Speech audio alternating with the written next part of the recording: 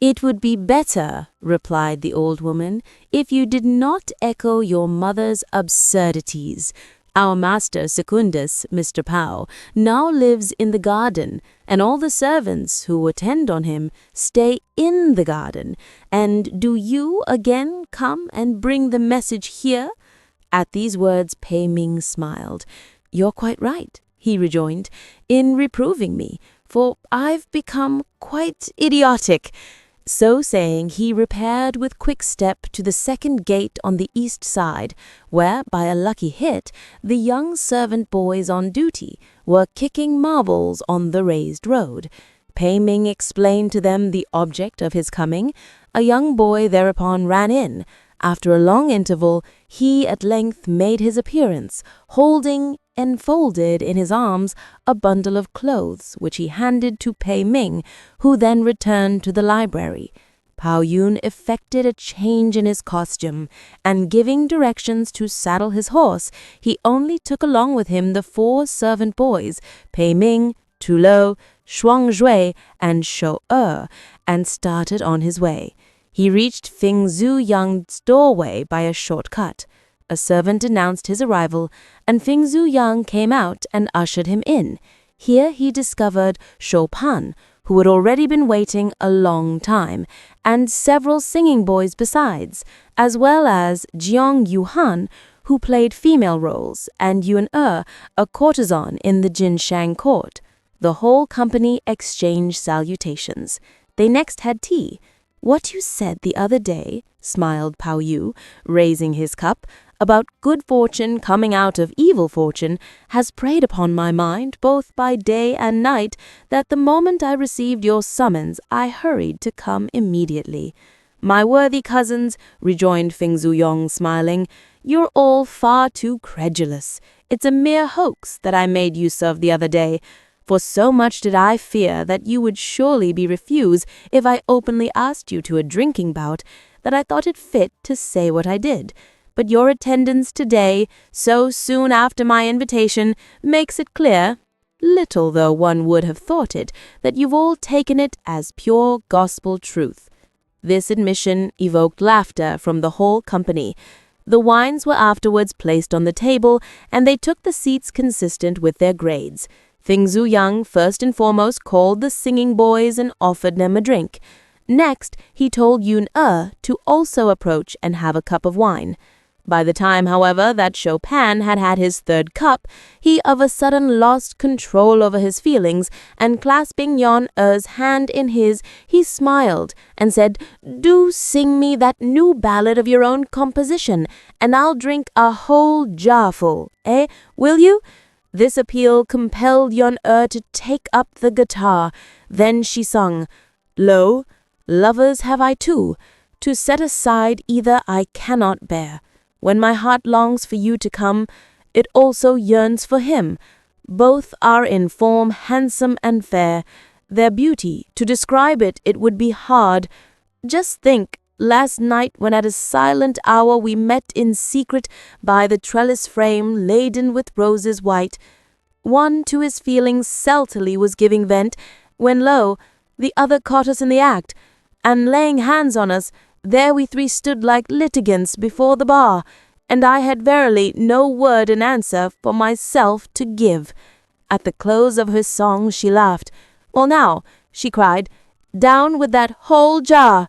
"Why, it isn't worth a jarful," smiled Shou Pan at these words. "Favor us with some other good song."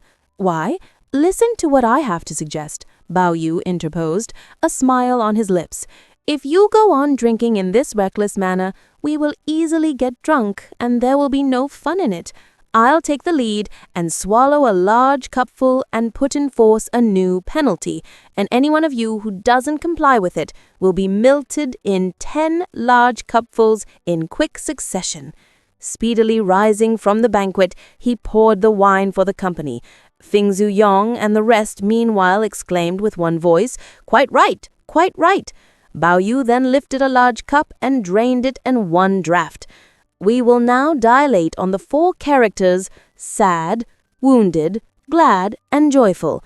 But while discoursing about young ladies, we'll have to illustrate the 4 states.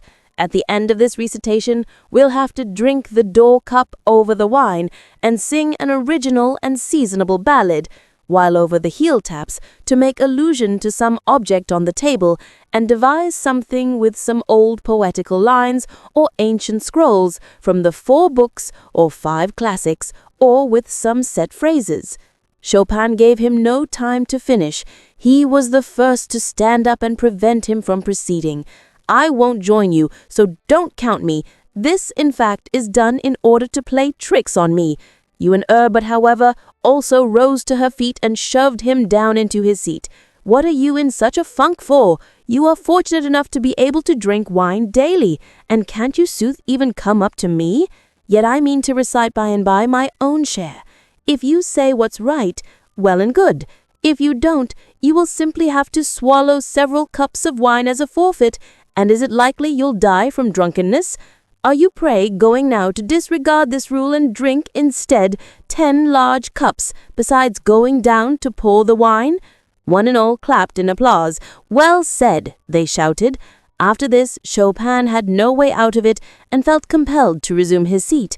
Then they heard Pao Yu recite, "A girl is sad when her springtime of life is far advanced and she still occupies a vacant inner room. A girl feels wounded in her heart when she regrets having allowed her better half to go abroad and win a marquisism. A girl is glad when, looking in the mirror at the time of her morning toilette, she finds her color fair. A girl is joyful what time she sits on the frame of a gallows swing, clad in a thin spring gown." Having listened to him, "Capital!" all in one cried out. Chopin alone raised his face, shook his head, and remarked, "It is not good. He must be fined." "Why should he be fined?" demurred the party. "Because," retorted Chopin, "what he says is entirely incomprehensible to me, so how can he not be fined?" Yun gave him a pinch. "Just you quietly think of yours, for if by and by you are not ready, you will also have to bear a fine." In due course, Pao Yu took up the guitar.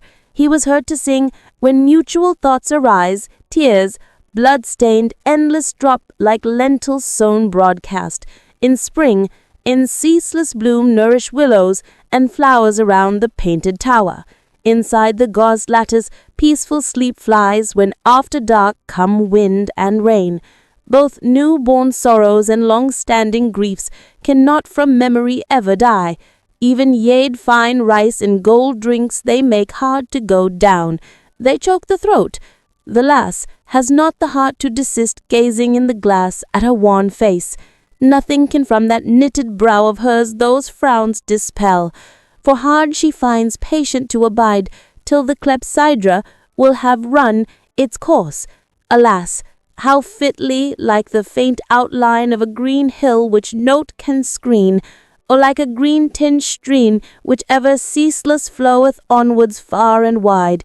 When the song drew to an end, his companions with one voice cried out, "Excellent!" Chopin alone was the one to find fault. "There's no meter in them," he said.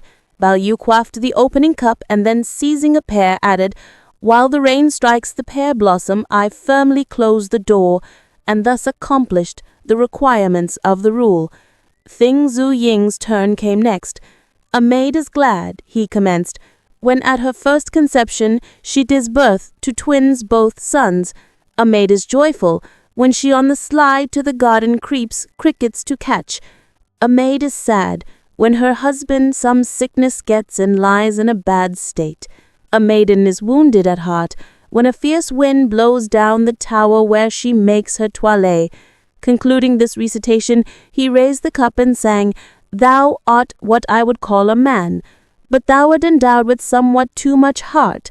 How queer thou art, cross-grained and impish shrewd. A spirit too, thou couldst not be more shrewd. If all I say thou dost not think is true, in secret a minute search pursue, for then thou'lt know if I love thee or not." His song over, he drank the opening cup, and then observed, "The cock crows when the moon's rays shine on the thatched inn." After his observance of the rule, followed Yun-er's turn. "A girl is sad," Yun-er began, "when she tries to divine on whom she will depend towards the end of life. "My dear child," laughingly exclaimed Chopin, "your worthy Mr. Chopin still lives, and why do you give way to fears?" "Don't confuse her," remonstrated every one of the party. "Don't muddle her. A maid is wounded at heart," Young proceeded, "when her mother beats and scolds her and never for an instant does desist. It was only the other day that I saw your mother and that I told her that I would not have her beat you. If you still go on babbling, put in the company with one consent, you'll be fined 10 cups. Chopin promptly administered himself a slap on the mouth. "How you lack the faculty of hearing. You are not to say a word more." "A girl is glad," Young then resumed, "when her lover cannot brook to leave her and return home. A girl is joyful when, hushing the panpipe and double pipe, a stringed instrument she thrums. At the end of her effusion, she at once began to sing